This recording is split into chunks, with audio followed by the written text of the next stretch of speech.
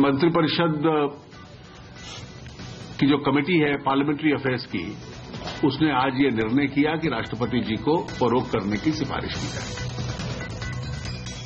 GST जल्द पास होने की उम्मीद हुई खत्म। सरकार ने किया संसद के मानसून सत्र के खत्म करने का ऐलान। इंडस्ट्री ने जताई निराशा। देश को आप डुबाएंगे क्या आज? पर गवर्नमेंट को भी हाथ बढ़ाना चाहिए और कांग्रेस को, खासकर कांग्रेस पार्टी को वो हाथ पकड़ना चाहिए। आपके घर में पड़ा सोना अब कराएगा आपकी कमाई। कैबिनेट ने दी gold monetising, gold bond scheme को मंजूरी। कैपिटल गेन्स से में भी मिलेगी छूट। कॉल ड्रॉप की दिक्कत होगी कम। कैबिनेट ने दी स्पेक्ट्रम ट्रेडिंग की मंजूरी, लेकिन ट्राई के सर्वे में कॉल ड्रॉप पैमाने पर सभी कंपनियां हुई फेल। अच्छे ग्लोबल संकेतों से लगातार दूसरे दिन शेयर बाजार भागा। 7,800 के पार निकला निफ्टी। बैंक शेयरों में जमकर खरीदारी। बिहार में बच गया चुनावी बिगुल। 12 अक्टूबर से 5 चरणों में होगा चुनाव। 8 नवंबर को आएगा नतीजा। केंद्रीय कर्मचारियों का महंगाई भत्ता 6% बढ़ा। चुनावी जंग में कूदने से पहले नीतीश ने बिहार ने भी दिया तोहफा।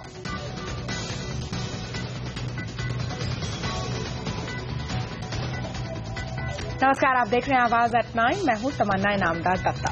नमस्कार, आपके साथ मैं हूं विपिन भट्ट। आगे बढ़े उससे पहले कुछ और हेडलाइंस।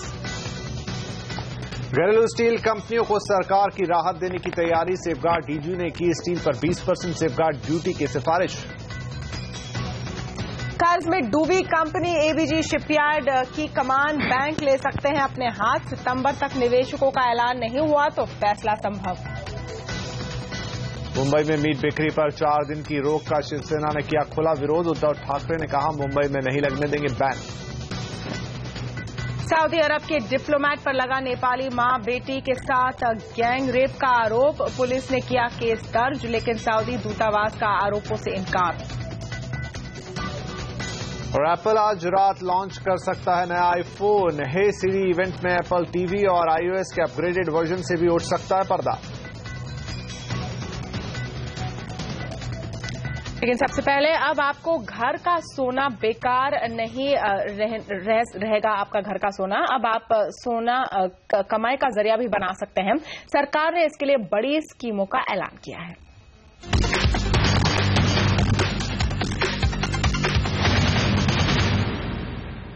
कल इंडस्ट्री के साथ बैठक के बाद आज सरकार पूरे एक्शन में नजर आई। सेंटिमेंट सुधारने वाले तमाम फैसले लिए गए। सबसे बड़ा फैसला था gold monetising, gold bond scheme को मंजूरी की। इसके अलावा टेलीकॉम सेक्टर और ग्राहकों को बड़ा तोहफा देते हुए सरकार ने स्पेक्ट्रम ट्रेडिंग को भी मंजूरी दे दी। केंद्रीय कर्मचारी भी सरकार ने उनके लिए दिवाली से पहले गिफ्ट दिया है और उनको डीए में 6% की बढ़ोतरी मिलेगी। माना जा रहा है कि सरकार के इस फैसले से करीब 1 करोड़ कर्मचारी और पेंशनधारियों को फायदा होगा। आज मंत्रिपरिषद ने सॉवरेन गोल्ड बॉन्ड स्कीम को अप्रूव किया है। इस स्कीम के तहत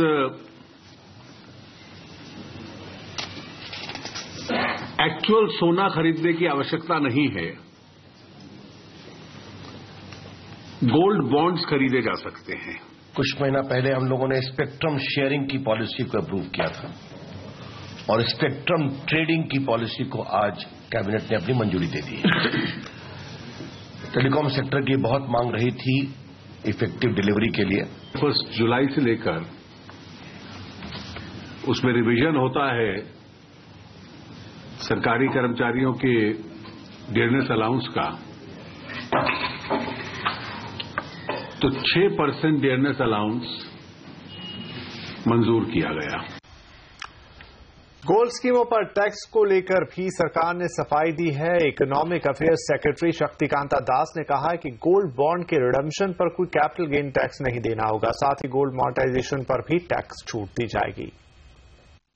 With regard to gold monetization scheme, the tax benefits which are available as per the gold deposit scheme of 1999, the same tax benefits will be available. The Revenue Department has agreed to consider to provide indexation benefit with regard to transfer of gold bonds And with regard to capital gain arising at the time of redemption, the Revenue Department has also agreed to consider and make necessary provisions for providing capital gain exemption from long-term capital gain tax at the time of redemption of the bonds. और cabinet ने जो फैसले किए हैं वो कितने कारगर होंगे बताने के लिए हमारे साथ है bureau chief Laxman Roy. Laxman, gold से जुड़ी 3 अहम स्कीम को कैबिनेट ने मंजूरी दी है। सबसे पहले ये बताएं कि गोल्ड बॉन्ड स्कीम कैसे काम करेगी। देखिए, गोल्ड बॉन्ड स्कीम जो है उन लोगों के लिए है जो अब सोने में निवेश करना चाहते हैं। अब अगर वो सोने में निवेश करना चाहते हैं तो उन्हें सोना खरीदने की जरूरत नहीं है, बल्कि जितना सोना खरीदना चाहते हैं उतने के बराबर का आप गोल्ड बॉन्ड खरीद सकते हैं। ये गोल्ड बॉन्ड 5 ग्राम, 10 ग्राम, 50 ग्राम, 100 ग्राम के बराबर का गोल्ड बॉन्ड आपको मिल सकेगा। और लेकिन इसमें शर्त यह है कि एक शख्स 1 साल में आधे किलो से ज्यादा के सोने के बराबर का गोल्ड बॉन्ड नहीं खरीदेगा। इसकी सबसे बड़ी खासियत यह है कि इस पर जो भी ब्याज दिया जाएगा वो ब्याज उस वक्त सोने की जो कीमत होगी जमा करते वक्त उसके आधार पर आपको ब्याज दिया जाएगा। ये ब्याज समय समय पर सरकार इसमें बदलाव करती रहेगी रिजर्व बैंक के साथ सलाह मशविरा के बाद। आप कम से कम 5 या 7 साल के लिए गोल्ड बॉन्ड में निवेश कर सकते हैं, लेकिन अगर आप चाहें तो इससे बाहर निकल सकते हैं, कुछ पेनल्टी देनी होगी। साथ ही साथ आप चाहें तो उस गोल्ड बॉन्ड के एवज में कर्ज भी ले सकते हैं और उस गोल्ड बॉन्ड को आप जमा कराएंगे, सरकार उसकी पूरी गारंटी लेगी। और सबसे अच्छी बात यह है कि इसमें काफी ज्यादा टैक्स बेनिफिट दिया जा रहा है। कैपिटल गेन्स टैक्स जो है, long term capital gains tax, वो इस पर नहीं लगेगा। गोल्ड डिपॉजिट स्कीम के तहत जो भी टैक्स की छूट दी जाती है वो तमाम टैक्स छूट यहां भी इसको मिला करेगी। तो ये इन खासियतों के साथ गोल्ड बॉन्ड स्कीम लॉन्च किया गया है। जी लक्ष्मण, इसके अलावा सरकार ने गोल्ड मॉनेटाइजेशन स्कीम को भी हरी झंडी दी है। ये आम लोगों और ज्वेलर्स को किस तरीके से मदद करेगी? देखिए, गोल्ड मोनेटाइजेशन स्कीम अपने आप में कोई एक स्कीम नहीं है, बल्कि 2 स्कीम इसके तहत है।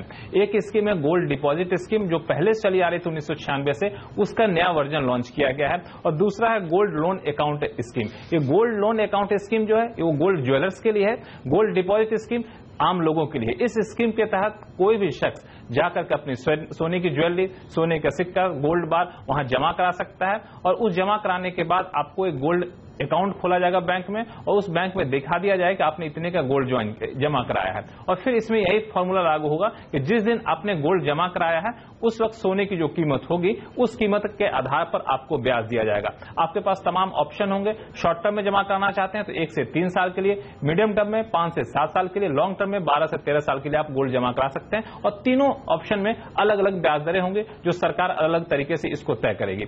दूसरा जो स्कीम है वो है गोल्ड मेटल लोन स्कीम। वो स्कीम ये है कि जो गोल्ड डिपॉजिट स्कीम के तहत सोना जमा होगा उसको मेल्ट करके एक गोल्ड रिजर्व फंड में रखा जाएगा और उसका सोना बैंकों के पास दिया जाएगा और बैंक उस सोने को ज्वेलर्स को देंगे और ज्वेलर्स को सोने के रूप में कर्ज देंगे और कर्ज देने के वजह में एक ब्याज ज्वेलर्स से वसूलेंगे। तो ज्वेलर्स को बाहर से गोल्ड इंपोर्ट करने की जरूरत ना पड़े, इसके लिए सुविधा शुरू की गई है। और ये ब्याज जो है इतना कम रखेंगे ताकि ज्वेलर्स के लिए गोल्ड इंपोर्ट करना महंगा साबित हो और इन बैंकों से गोल्ड लेना अच्छा साबित हो। इन स्कीम को ऐलान कह सकते हैं कि अगले कुछ महीनों में दिवाली से पहले पहले ये तीनों स्कीम लॉन्च कर सकती है सरकार।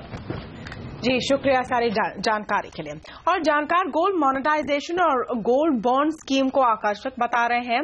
एटिका वेल्थ मैनेजमेंट के गजेंद्र कोठारी का कहना है कि अगर टैक्स में फायदा मिलता है तो काफी लोग स्कीम में शामिल होंगे। अगर कोई गोल्ड बॉन्ड खरीदना चाहे 5 से 7 साल के लिए और गवर्नमेंट अगर इंटरेस्ट दे रही है, वो हमें देखना होगा कि कितना इंटरेस्ट मिलता है उस पर, प्लस आपका जो रेट है वो नॉर्मल मार्केट रेट के तहत होगा। तो ये चीजें देखनी पड़ेंगी। प्लस हमें ये भी देखना है कि इसका इंटरेस्ट टैक्सेशन कैसे होएगा, जो साल का जो इंटरेस्ट मिलता है प्लस जो अप्रिसिएशन है उसके लिए क्या टैक्स लॉज होंगे।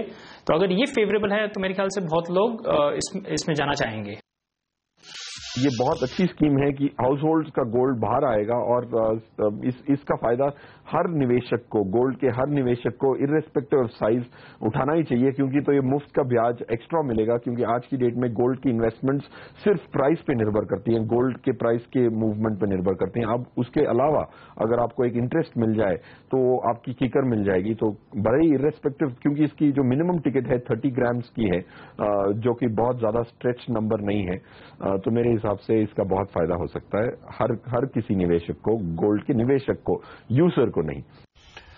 इसके अलावा आज कैबिनेट ने स्पेक्ट्रम ट्रेडिंग के नियमों को भी मंजूरी दे दी है। नियमों के मुताबिक स्पेक्ट्रम हासिल करने के 2 साल बाद कंपनियां स्पेक्ट्रम की ट्रेडिंग कर पाएंगी। इसके लिए उन्हें ट्रेडिंग की कीमत का 1% बतौर ट्रांसफर फीस देना होगा। स्पेक्ट्रम ट्रेडिंग के जरिए कम स्पेक्ट्रम वाली कंपनियां भी अपनी सर्विस सुधारने में के स्पेक्ट्रम खरीद सकेंगी।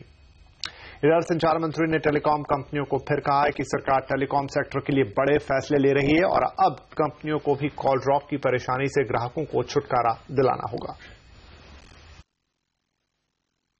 ओवरऑल स्पेक्ट्रम मैनेजमेंट और कॉल सेवाएं बेहतर हों, इसके लिए स्पेक्ट्रम ट्रेडिंग कितना बड़ा फैसला साबित हो आगे चलकर? बिल्कुल, हमने स्पेक्ट्रम शेयरिंग भी किया है, स्पेक्ट्रम ट्रेडिंग भी किया है। ये ऑपरेटर्स की भी मांग थी और हमने पूरी वैधानिक प्रक्रिया से निर्णय करते हुए हमने कैबिनेट से इसका अप्रूवल किया है। जल्द ही गाइडलाइन आएगा। मान लीजिए किसी को कॉन्टिगुअस स्पेक्ट्रम चाहिए तो वो मिल जाएगा। किसी के कंज्यूमर बेस बढ़ नहीं सके, उनका स्पेक्ट्रम डेड एसेट हो गया है, ताकि उनको पैसे भी मिलेंगे और अच्छी कंपनी उसका सदुपयोग भी कर सकती है। तो मैं ये देखता हूं कि स्पेक्ट्रम ट्रेडिंग और स्पेक्ट्रम शेयरिंग, ये दोनों जो हमारे बहुत ही प्रभावकारी निर्णय रहे हैं, वो इस देश के टेलीफोन को आगे बढ़ाने में, मोबाइल टेलीफोनी को बहुत ही सहायक होंगे। कुल मिलाकर शेयरिंग और ट्रेडिंग का मसौदा आपकी तरफ से मंजूर हो गया। क्या मानते हैं ओवरऑल जो कॉल ड्रॉप की शिकायत देखने को मिल रही है, क्या इससे, इस पूरे फैसले से हालात बेहतर होंगे या फिर कुछ और कदम उठाने की जरूरत है कुल मिलाकर आगे चलकर? हमने बिल्कुल उनके लिए किया है, इससे बेहतर होंगे। हमने टावर के संबंध में पॉलिसी काफी की है, बाकी प्रोएक्टिव है, लेकिन जो ऑपरेटर्स हैं उनको भी अपना काम करना पड़ेगा। मतलब उनको अपने नेटवर्क को सुधारना पड़ेगा, मतलब उनको अपने नेटवर्क में ऑप्टिमाइजेशन करना पड़ेगा, मतलब उनके अपने नेटवर्क को रिकॉन्फ़िगर करना पड़ेगा, मतलब जहां गैप है वहां उनको पूंजी निवेश करना चाहिए। यह उचित नहीं है कि अपने दायित्व का निर्वहन नहीं करें और सारा आरोप दूसरे पर पड़े। ये मैं बहुत स्पष्ट हूं। एक आखिरी सवाल लूंगा सर, कुल मिला के इन 2 पॉलिसी के बाद कहीं ना कहीं इस कंपनियों का कहना है कि कुछ चार्जेस उन पर वहन जो है, डबल टैक्सेशन कहिए या फिर शेयरिंग के जरिए जो है स्पेक्ट्रम यूसेज चार्ज, वो बढ़ेगा। तो क्या आगे चलकर कॉल जो दरें हैं वो सस्ता होने की उम्मीद कर सकते हैं, या फिर कंपनियों की जो राय है कि चूंकि महंगा पड़ रहा है हम कॉल दर सस्ती नहीं कर पाएंगे शायद? देखिए, ये तो उनको अपना बिजनेस मॉडल तय करना है। 125 करोड़ का देश है, तो कैसे बेचेंगे नहीं बेचेंगे वो कंपटीशन में रहते, मैं क्या कह सकता हूं। मैं सीधा यही कहूंगा कि हम उनके लिए जितना करते जाएं, उनकी शिकायत बढ़ते जाए, ये भी ठीक है क्या? वो जब से मैं मंत्री बना वो करते शेयरिंग लाइए, ट्रेडिंग लाइए, मैंने सब कुछ कर दिया, बाकी कर दिया। तो मैं उनसे यही कहूंगा जो आपसे अपेक्षा है वो भी आप करिए। उधर टेलीकॉम रेगुलेटर ट्राई ने कंपनियों को 1 महीने के अंदर कॉल ड्रॉप पर लगाम लगाने की चेतावनी दी है। ट्राई चेयरमैन आरएस शर्मा ने कॉल ड्रॉप के मुद्दे पर टेलीकॉम कंपनियों के साथ बैठक की। ट्राई चेयरमैन आरएस शर्मा के मुताबिक तकरीबन सभी कंपनियां कॉल ड्रॉप के पैमाने पर फेल हुई हैं। हालांकि कंपनियों का कहना है कि वो कॉल ड्रॉप की समस्या कम करने के लिए कोशिश कर रही हैं।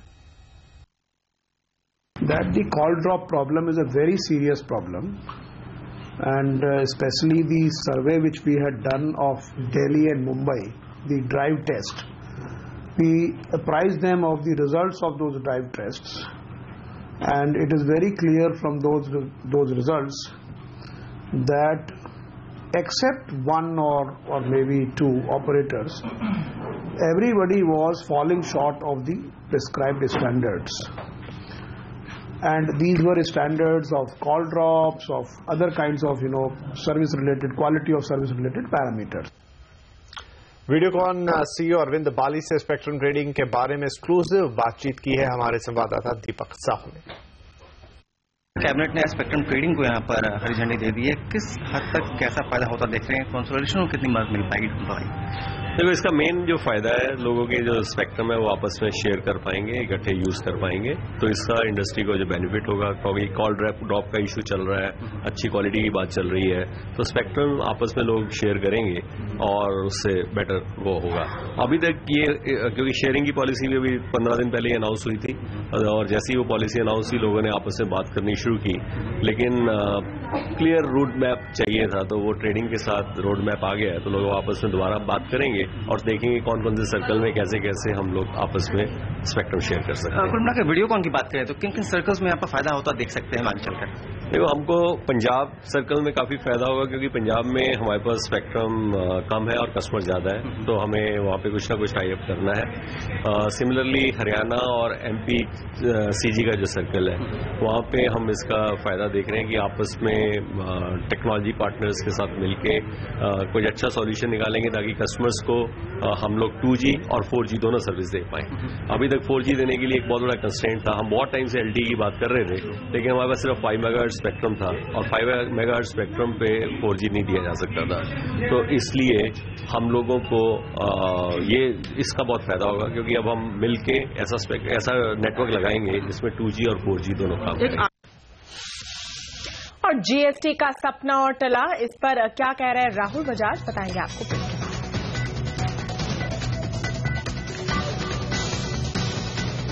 बाजार में लगातार दूसरे दिन दिखा जोश, पूरी खबर आगे।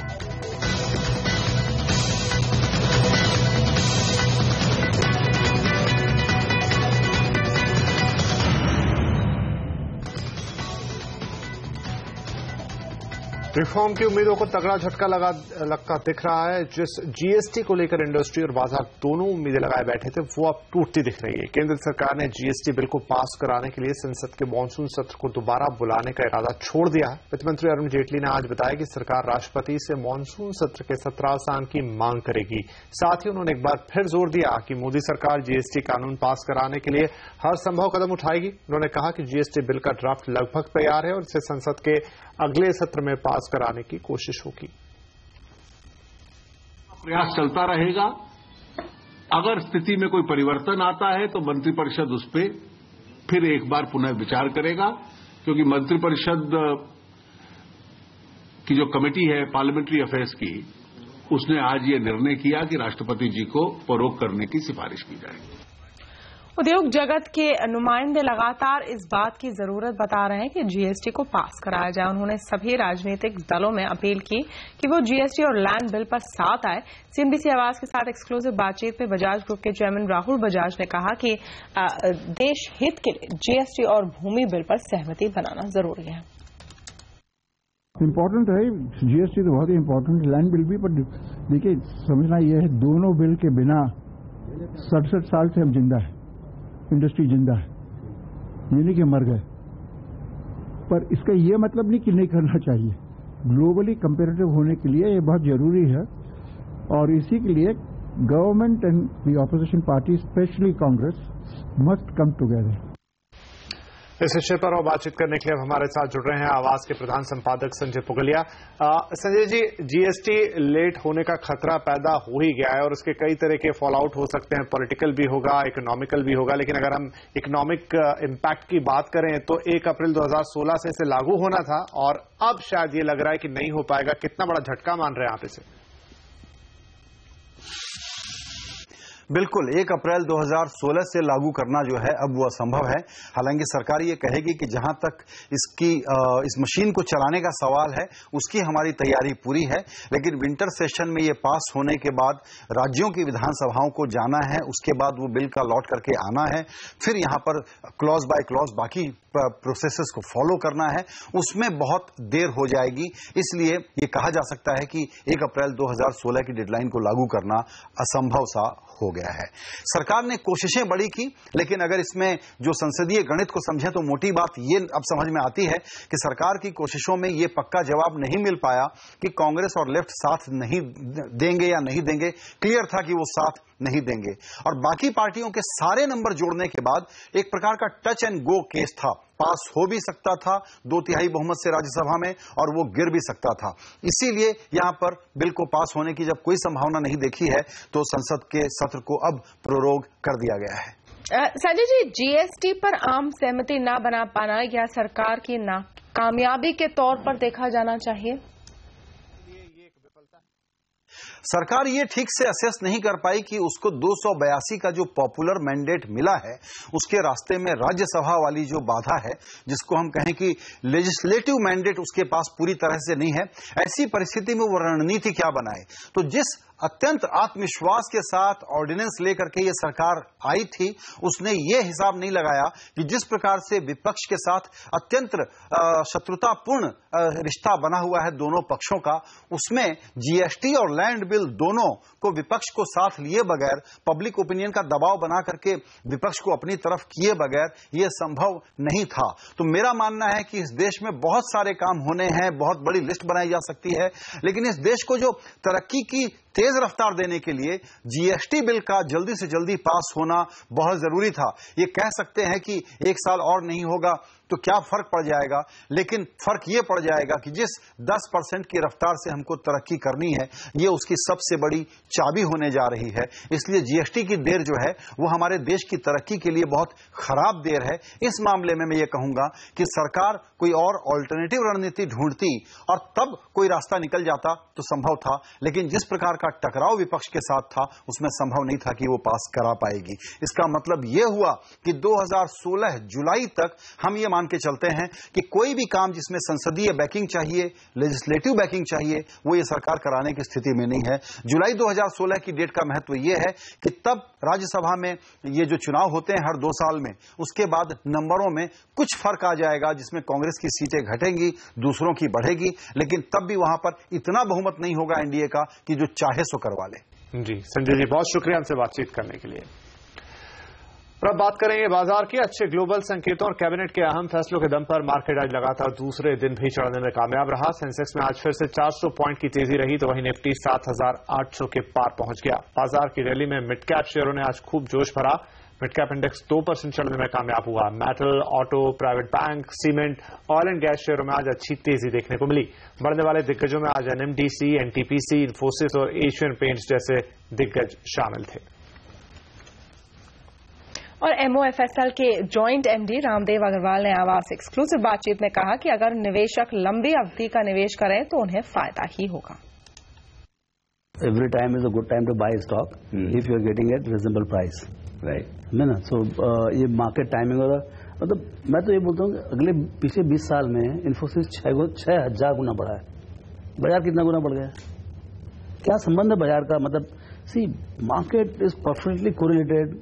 आप शॉर्ट टर्म देखेंगे तो 24 घंटा देखेंगे, 48 घंटा देखेंगे, हफ्ता देखेंगे तो शायद काफी कोरिलेशन दिखेगा। जिस दिन 6.5% बाजार गिरा, हमारा पूरा every single stock fell by 6.5%, as if everybody is married together. ऐसा तो नहीं ना, लेकिन आप उसी को 1 साल करें तो कितने स्टॉक हैं जो 100% ऊपर थे। जैसे ब्रिटानिया है, अब ब्रिटानिया है, मारुति 100% ऊपर है 1 साल में, लेकिन उस दिन 6.5 का वो भी गिरा। तो अब वो 6.5 का राइट है कि 1 साल का जो मूवमेंट है वो राइट है?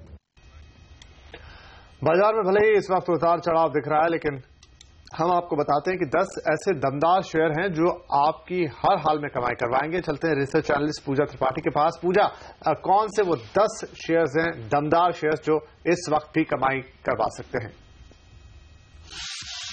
जी, 3 बड़ी ब्रोकरेज हाउस 10 काउंटर में काफी ज्यादा बुलिश हैं। इनका मानना है कि इन तमाम काउंटर्स में अब तक काफी ज्यादा करेक्शन देखने को मिल चुका है, डिस्काउंट पर ट्रेड कर रहे हैं इस वक्त, और इसलिए यहाँ पर खरीदारी के मौके ये तमाम ब्रोकरेज हाउस देख रही हैं। नोमुरा की बात करें तो इनके टॉपिक्स में 2 एफएमसीजी काउंटर्स, एशियन पेंट्स और एचयूएल का नाम शामिल है। इसके अलावा एक्सिस बैंक और एलएनटी में भी ये खरीदारी करने की सलाह दे रहे हैं। सीएलएसए की बात करें तो इन्फोसिस इनके रडार पर है। 14 अगस्त से बात करें तो यहाँ पर 8% तक की गिरावट देखने को मिल चुकी है। इसके अलावा बैंकिंग काउंटर एचडीएफसी बैंक में भी काफी ज्यादा बुलिश हैं। मारुति सुजुकी में भी खरीदारी करने की राय दे रहे हैं। अपने हाई से स्टॉक करीब 8% टूट चुका है। और इसके अलावा सनफार्मा में भी खरीदारी करने की राय दे रहे हैं। 52 वीक हाई से बात करें तो 29% तक का करेक्शन ये काउंटर दिखा चुका है। एचएसबीसी की बात करें तो वेदांता और टाटा मोटर्स हैं इनके टॉपिक। वेदांता की बात करें तो 52 वीक हाई से 65% तक का करेक्शन इस काउंटर में देखने को मिला है, और टाटा मोटर्स में 43% तक की गिरावट 52 वीक हाई से इस काउंटर में देखने को मिली है। तो ये 10 टॉपिक्स ऐसे हैं जो कि जिसमें कि तीनों ही ब्रोकरेज हाउस काफी ज्यादा बुलिश दिखाई दे रहे हैं। जी, और यहाँ पर एक छोटा सा ब्रेक लेंगे। ब्रेक के बाद आप बिहार महासंग्राम का बज गया है बिगुल, सारा अपडेट देखिए कुछ ही देर में।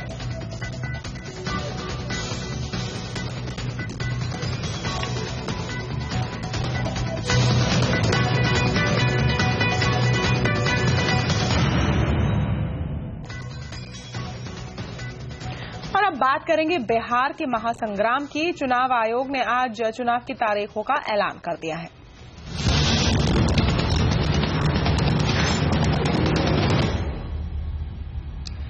और आपको बता दें कि चुनाव आयोग ने क्या ऐलान किया है। बिहार के विधानसभा के चुनाव कुल 5 चरणों में होंगे। 12 अक्टूबर को पहला चरण, 16 अक्टूबर को दूसरा चरण, 28 अक्टूबर को तीसरा चरण, 1 नवंबर को चौथा चरण और 5 नवंबर को 5वें दौर का मतदान होगा। वोटों की गिनती 8 नवंबर को होगी।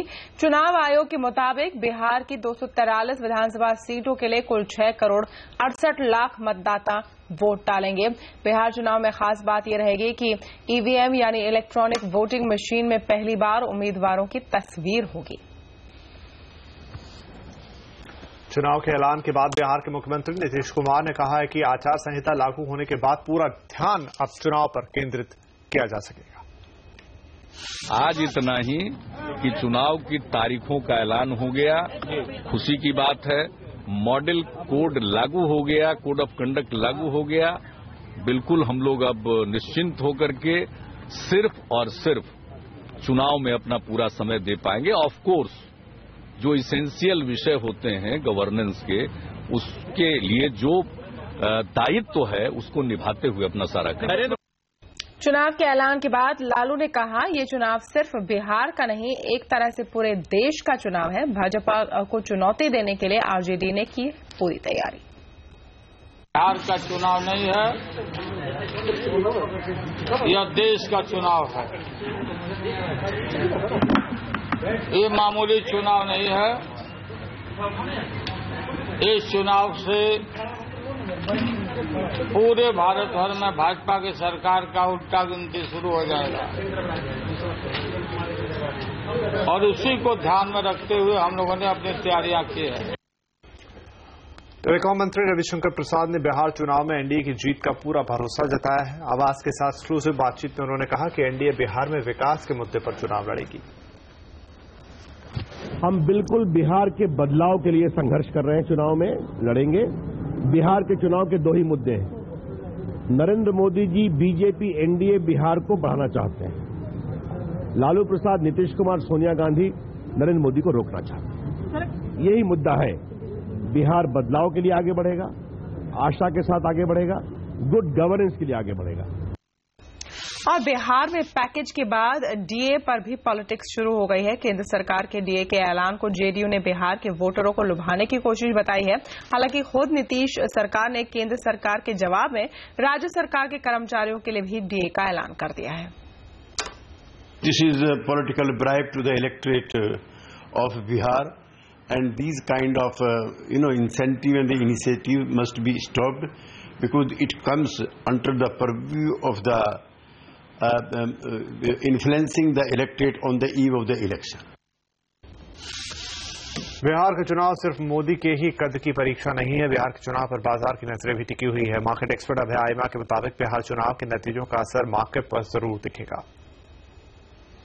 कुछ हद तक तो ओआरओपी में डेफिनेटली और लैंड बिल में डेफिनेटली, और काफी मतलब वो स्वाभाविक है क्योंकि politics plays an important part. Let's not run away from it. वो है हिंदुस्तान में अब तक उसका पॉलिटिक्स और इकोनॉमिक्स का मिश्रण अब तक अलग नहीं हुआ। हो रहा है आहिस्ता आहिस्ता, लेकिन जिस हद तक होना चाहिए उस हद तक नहीं हुआ। So without sharing away irrespective of BJP से इफेक्ट तो पड़ेगा ही। हालांकि बिल्कुल पैरालिसिस नहीं हुआ है, वो एक अच्छी बात है। कई बार हमने पिछले सत्र में देखा था कि एक सरकारें रुक जाती थी और इलेक्शन एक के बाद एक किया, तो ऐसा हुआ कि 4 साल निकल गए, इलेक्शन आने वाला है, इलेक्शन आने वाला है, इलेक्शन आने वाला है, इसलिए सब कुछ एक, तो वो लकीली नहीं हो रहा है। और शिवसेना के कार्यकारी अध्यक्ष उद्धव ठाकरे ने कहा कि वो मुंबई में किसी भी कीमत पर मीट पर बैन नहीं लगने देंगे। शिवसेना बीजेपी के कब्जे वाली बीएमसी ने जैन समुदाय के पर्युषण पर्व के दौरान मुंबई में मीट की बिक्री 4 दिन के लिए रोक दी थी। शिवसेना इस आदेश का कड़ा विरोध कर रही है और उसका अपने सहयोगी बीजेपी से इस मुद्दे पर तकरार चल रहा है। बीजेपी की मांग पर 10 से 18 सितंबर के बीच 4 दिन मांस की बिक्री पर रोक लगा दी गई है। बीएमसी के इस आदेश का कांग्रेस और एनसीबी भी विरोध कर रहे हैं। मला वाटतं तो विषय संपलेला आहे. नाही पण मीरा भाईंदर तर भाजप त्याचा उपयोग करत नाही मला वाटतं त्याच्याबद्दल सगळ्यांचे खुलासे झालेले आहेत आणि अशी कोणत्याही प्रकारची बंदी ही कोणी कोणावरती आणत नाहीये आणि तशी आम्ही स्वीकारणार नाही हे सुद्धा आम्ही सांगितलं. और स्टील पर सेफगार्ड ड्यूटी लगने का रास्ता हुआ साफ. पूरी खबर ब्रेक के बाद. एनपीए बैंकों के लिए और पैदा करेगा परेशानी, क्या कहता है ईवाई का रिपोर्ट, देखिए आगे.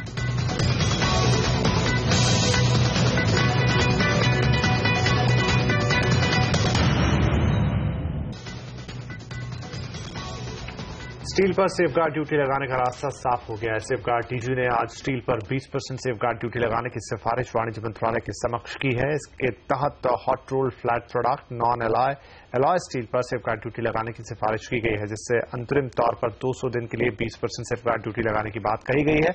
इसको लेकर वित्त मंत्रालय जल्द ही नोटिफिकेशन जारी करेगा. डीजी की सिफारिश पर बोर्ड ऑफ सेफगार्ड जांच करेगा और हो सकता है कि इसके बाद ड्यूटी बढ़ाने का फैसला भी लिया जाए. आपको बता दें कि घरेलू स्टील इंडस्ट्री ने 30 से 40% सेफगार्ड ड्यूटी लगाने की मांग की थी. और भारी कर्ज में दबी शिपिंग सेक्टर की दिग्गज कंपनी एबीजी शिपयार्ड मुश्किल में फंसती नजर आ रही है. अगर कंपनी सितंबर के आखिर तक स्ट्रेटेजिक निवेशक की जानकारी नहीं देती तो बैंक इसका अधिग्रहण कर सकते हैं. ज्यादा जानकारी के लिए चलते हैं हमारी संवाददाता ऋतु के पास. ऋतु, क्या डिटेल्स निकल कर आ रही है? एबीजी शिपयार्ड आपको मालूम होगा सीडीआर में गया था 2014 में. काफी फाइनेंशियल डिफिकल्टीज भी थी इस कंपनी के साथ. अभी हमें सूत्रों से ये जानकारी मिल रही है कि जो प्रिव इन्वेस्ट के साथ एबीजी शिपयार्ड ने स्ट्रेटेजिक इन्वेस्टमेंट की डील साइन की थी जून में, अगर वो क्लोज नहीं हो पाई सितंबर एंड तक तो लेंडर्स ये फैसला ले सकते हैं कि वो कंपनी को टेक ओवर करें और स्ट्रेटेजिक डेट रिस्ट्रक्चरिंग इन्वोक करें, जिसका मतलब है कि वो अपनी डेट को इक्विटी में कन्वर्ट करके कंपनी में मेजॉरिटी स्टेक लेंगे और उसके बाद वो खुद एक नया मैनेजमेंट चेंज लाएंगे, एक नए इन्वेस्टर्स को लाएंगे कंपनी में. हमें मालूम है कि एबीजी शिपयार्ड का सीडीआर के बाद भी जिसमें उन्हें 2 साल का मॉरेटोरियम मिला था, एडिशनल वर्किंग कैपिटल भी प्रोवाइड की गई थी, उसके बाद भी एबीजी शिपयार्ड कई बैंक्स में एनपीए बन चुका है, which is a bad loan. ICICI bank, bank of Baroda, जो मिस्टर दत्तर ने हमें अभी बताया एबीजी शिपयार्ड से, पंजाब नेशनल बैंक, इन बैंक्स के लिए ये अकाउंट एनपीए बन चुका है. और काफी अधिकतर बड़े बैंक जो है, स्टेट बैंक ऑफ इंडिया और आईडीबीआई बैंक, उसमें भी ये स्ट्रेस्ड एसेट अकाउंट है. स्टैंडर्ड है, अभी एनपीए नहीं हुआ है, बट पेमेंट में डिफिकल्टीज के आने के कारण वो स्पेशल मेंशन अकाउंट कैटेगरी में आ चुका है. सो लेंडर्स 22 लेंडर्स जिनका एक्सपोजर है एबीजी शिपयार्ड को करीब 11,000 करोड़ रुपए का, अगर सितंबर एंड तक ये डील नहीं फ्रक्टिफाई कर पाई प्रिव इन्वेस्ट के साथ तो वो ये फैसला ले सकते हैं. उन्होंने ऑलरेडी कंपनी से भी ये बात की है. हालांकि एबीजी शिपयार्ड ने हमें रिस्पॉन्स में ये कहा है कि ऐसी कोई बात नहीं हुई है लेंडर्स के बीच में और वो इंटरेस्ट पेमेंट्स नहीं पे कर पा रहे हैं बिकॉज ऑफ टेक्निकल रीजंस. उन्होंने एक्सप्लेन नहीं किया क्या ये टेक्निकल रीजंस हैं, बट वो एनपीए है, not because of non payment, उनका ये कहना था. कंसोर्शियम लीड जो कि आईसीआईसीआई बैंक है, उनसे भी हमने बातचीत की इस बारे में, बट उनका ये कहना है कि वो क्लाइंट स्पेसिफिक डील पे कमेंट नहीं कर पाएंगे at this point of time. एक बैकग्राउंड देने के लिए सबसे बड़ा इसमें एक्सपोजर, जैसे कि मैंने कहा, आईसीआईसीआई बैंक का है 2600 करोड़ का, उसके बाद एसबीआई जिसका करीब 1600 करोड़ का एक्सपोजर है, followed by IDBI bank, Dena bank, Exim bank, some of the other banks जिनका भी एक्सपोजर इस कंपनी के साथ है. एनपीए के बोझ से दबे बैंकों का सिरदर्द और बढ़ने वाला है. कंसल्टेंसी फर्म ईवाई के सर्वे के मुताबिक एनपीए का जोखिम और बढ़ने वाला है. रिपोर्ट में कहा गया है कि अगले 2-3 साल में एनपीए की चिंता और बढ़ेगी. इतना ही नहीं, रिपोर्ट में कहा गया है कि कर्जदारों की धोखाधड़ी से एनपीए बढ़ने की आशंका है. ईवाई के सर्वे में सरकारी, निजी और विदेशी बैंकों के 100 बैंकर्स की राय ली गई है. बैंकरों ने कहा है कि आरबीआई के लोन रिस्ट्रक्चरिंग नियमों का गलत इस्तेमाल हो रहा है और कर्जदार जानबूझकर रकम को दूसरे काम में लगाते हैं. इतना ही नहीं, कर्ज देने से पहले बैंकों ने ठीक से जांच परख नहीं की है, ये भी सर्वे से निकल कर आया है. और तमिलनाडु सरकार की ग्लोबल इन्वेस्टर मीट का बुधवार को सीएम जयललिता ने उद्घाटन किया. मीट के पहले दिन कई बड़ी कंपनियों ने तमिलनाडु में बड़े निवेश के ऐलान किए हैं. आईटीसी त्रिची में 800 करोड़ रुपए का फूड प्रोसेसिंग प्लांट लगाएगी. आईटीसी 2400 करोड़ रुपए का इन्वेस्टमेंट करेगी. राज्य में पहले से ही मौजूद महिंद्रा एंड महिंद्रा ने तमिलनाडु सरकार के साथ 2000 करोड़ रुपए के निवेश का एमओयू भी किया है. कंपनी ये निवेश चेन्नई के महिंद्रा रिसर्च वैली में करेगी. बढ़ेगी। HCL ने भी $1 अरब का निवेश करने का फैसला किया है। ITC ने भी तमिलनाडु में 2,400 करोड़ रुपए के निवेश का फैसला किया है। ITC त्रिची में 800 करोड़ रुपए का फूड प्रोसेसिंग प्लांट लगाने जा रहा है। अडानी ग्रुप भी पावर और पोर्ट में 20,000 करोड़ रुपए का निवेश करेगा। और ये पहला मौका है जब अडानी ग्रुप गुजरात के बाहर इतना बड़ा इन्वेस्टमेंट करने जा रहा है। A total investment in infrastructure of $250 billion is planned. These are not idle promises or mere ideas. Implementation of 84 of the 217 projects and programs identified under the Vision Tamil Nadu 2023 has already commenced. I would like 2,500 crores of investment I would like to make here. Any timeline? As soon as we keep getting permission. We have an 800 crores food processing plant proposal in Trichy. We are an all India company and we are looking for opportunities for investment everywhere. Okay. We don't have any borrowing. We have laid out a 25,000 crores of investment plan. What's the total the book value of our current investment in Tamil Nadu is 2,400 crores. उधर उत्तर प्रदेश सरकार भी राज्य में निवेशकों को आकर्षित करने के लिए रोड शो करने जा रही है। रोड शो 10 सितंबर को मुंबई में होगा। ये हो रहा है, ये निवेशकों के बीच में जाके माननीय मुख्यमंत्री जी जाएंगे, संबोधित करेंगे। हम लोग अपने प्रदेश की उपलब्धियां और हमारी नीतियों को हम लोग वहां पे प्रदर्शित करेंगे लोगों के सामने। उद्देश्य हमारा ये है कि अधिक से अधिक पूंजी निवेश उत्तर प्रदेश में लोग करने के लिए आकर्षित हो। हमको ये भी बताएंगे कि हम उनको क्लियरेंसेस कितना सिंगल विंडो की तरह फास्ट ट्रैक देंगे, जिससे उनको कोई दिक्कत नहीं होगी हमारे प्रदेश में। और अब से कुछ ही घंटों में उठेगा नए आईफोन से पर्दा। कैसे इस फोन की स्क्रीन समझेगी आपके टच को और क्या फीचर है इसमें खास सब बताएंगे आपको इसके ब्रेक के बाद।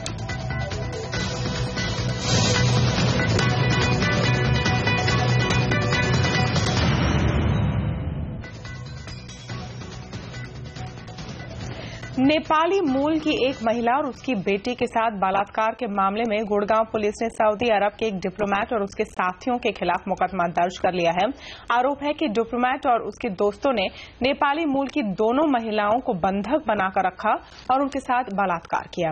गुड़गांव पुलिस ने एक एनजीओ की शिकायत पर सोमवार रात को गुड़गांव के DLF फेज 2 के पॉश अपार्टमेंट पर छापा मारकर दोनों महिलाओं को मुक्त कराया था। हालांकि सऊदी दूतावास ने गैंग रेप के आरोपों से इनकार किया है। नेपाल के राजदूत दीप उपाध्याय ने घटना का पूरा ब्यौरा दिया है और बताया कि मामले की जांच चल रही है। भारत खास करके सरकार से भी ज्यादा प्रहरी से अब सहयोग मिला है। FIR दर्ज हुआ है। वो लोग दे आर इन इन्वेस्टिगेशन के बाद में जैसा स्थिति देखने में आएगा सामने, उस तरीके से फिर आवश्यकता के अनुसार से भारत सरकार से भी बात करेंगे। और यहाँ पर एक छोटा सा ब्रेक लेंगे, लेकिन विपिन काफी एक्साइटमेंट बनी हुई है iPhone 6s को लेकर। जी हाँ, कैसा होगा, क्या नए फीचर होंगे, तो चलिए थोड़ा इंतजार और आज रात को आएगा, लेकिन उससे पहले देखेंगे अभिषेक क्या बता रहे हैं।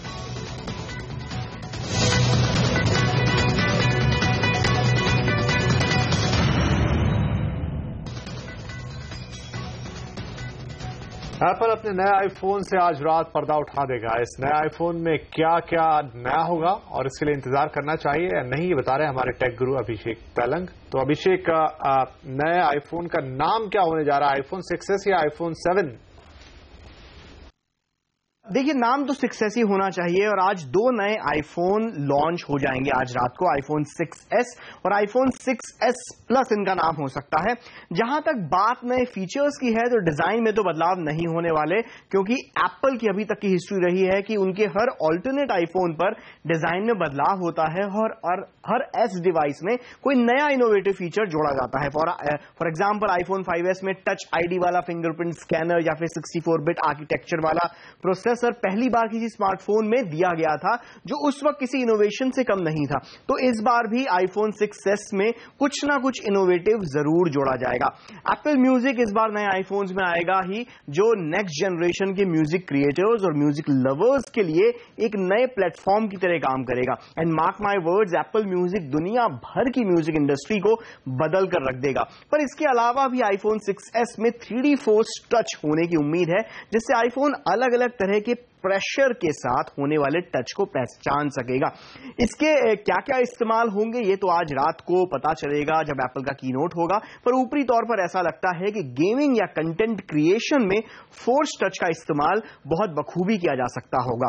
पर इस बार डिजाइन में बदलाव होने की उम्मीद बेहद कम है। कैमरा थोड़ा और बेहतर हो सकता है कि पहली बार आईफोन में 12 मेगापिक्सल का कैमरा आए, वो भी 4K वीडियो रिकॉर्डिंग के फीचर के साथ। और यह भी हो सकता है कि सेल्फी कैमरा और ज्यादा बेहतर हो जाए। पर उम्मीद इस बात की भी है कि इस बार एप्पल का आईफोन 16 GB के मॉडल में नहीं आएगा, बल्कि 32 GB का आईफोन उसका बेस मॉडल होगा, जो 64 और 128 GB तक जाएगा। बिकॉज इट मेक्स सेंस, अगर 4K रिकॉर्डिंग आती है आईफोन के अंदर तो 16 GB की इंटरनल स्टोरेज बहुत कम पड़ेगी। अब ये फोन कैसा होगा ये तो लॉन्च होने के बाद ही पता चलेगा, पर अगर आप एप्पल फैन बॉय हैं तो पैसे जोड़ने शुरू कर दीजिए, क्योंकि इस बार आईफोन भारत में काफी जल्द लॉन्च हो सकता है। और कुछ अलग कर गुजरने की चाहत इंसान से जितना करवाए उतना कम। इसी इंसानी जज्बे को भुनाने के लिए एक अमेरिकन कंपनी ने खोज निकाला है अनूठा रास्ता, जिसके जरिए मरने के बाद भी अब इंसान आसमान का एक टुकड़ा अपने नाम कर सकता है। चलो दिलदार चलो, चांद के पार चलो। इंसान की आकांक्षाएं अनंत हैं। ये आसमानों से भी ऊंची और समंदरों से भी ज्यादा गहरी है। जीते जी चांद को छूने की इंसानी चाहत तो होती ही है, मगर एल्यूजियम स्पेस नामक अमेरिकी कंपनी अब एक ऐसा पैकेज ऑफर कर रही है जहां कम से कम मरने के बाद तो इंसान चांद का एक टुकड़ा अपने नाम कर ही सकता है। जैसे करीब $2000 में पड़ने वाला शूटिंग स्टार पैकेज। इस पैकेज के तहत अस्थियों से भरा कैप्सूल आपके नाम से अनंत आकाश में घूमता रहेगा। इसी तरह का करीब $10,000 का एक और पैकेज है, जहां आप अपने चाहने वालों की अस्थियां चांद पर दफना सकते हैं। सर्विस बुक कराने पर कंपनी के भेजे गए कैप्सूल से अस्थियां भरकर यूएस के पते पर भेजना होगा, जिसे बाद में कंपनी अपने स्पेस शटल के जरिए अस्थियों को अंतरिक्ष में भेजेगी। कंपनी 2015 के अंत तक अपना स्पेस शटल आकाश में लॉन्च करेगी। मजेदार बात यह है कि शटल की पूरी यात्रा पर घर बैठे मोबाइल ऐप के जरिए नजर रखी जा सकती है। इस विचार और उसके पीछे होने वाला खर्च जेब पर तो भारी पड़ सकता है, मगर चांद पर घर बनाने का विचार ही अपने आप में रोमांचित करने के लिए काफी है। तुषार वनियावाला, मुंबई। और आवाज एट 9 में आज के लिए इतना ही। कल आपसे फिर करेंगे मुलाकात, तब तक के लिए नमस्कार।